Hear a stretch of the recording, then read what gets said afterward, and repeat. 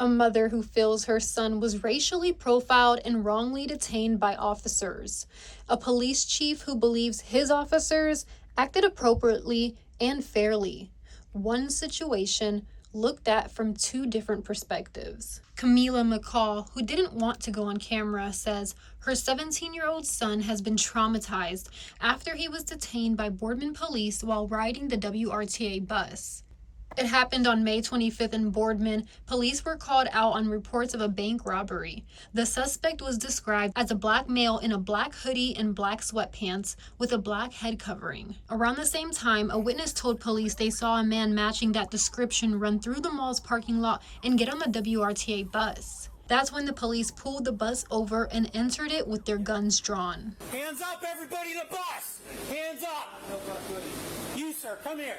You. Come here now.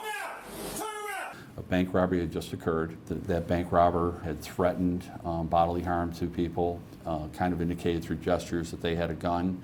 And so officers are going to treat that situation with a lot of caution, concern, and just because they're pulling their weapons, they're doing that to effect the safe detention in this case or arrest of an individual.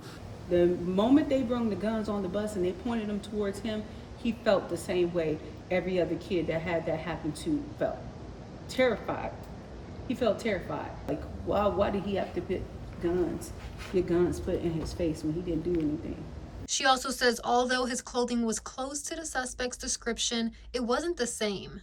Do you see where the bank just got robbed by a dude, an African-American male in a black hoodie with a white shirt under it, and you're running this direction where a witness has said the male was running from the bank?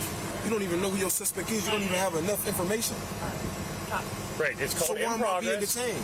Why was guns pointed at me? I deserve apology. Real shit. A 17-year-old boy have to deal with this? When we clear And this kid's younger than me dying? He didn't fit the description at all. There was not a single thing on him that fit this description. The hoodie had a Nike sign on it. His hoodie clearly didn't have a Nike sign on it. The guy had black pants. We're working based upon a description that was given by the bank tellers of a thin black male wearing black clothing. So they're in that area starting that investigation, trying to get bank footage and everything else, and that's a process. That's not something that's immediate. Is this a case of racial profiling? Yes, I feel it is a case of racial profiling. Is this a case of racial profiling? Absolutely not. Absolutely not.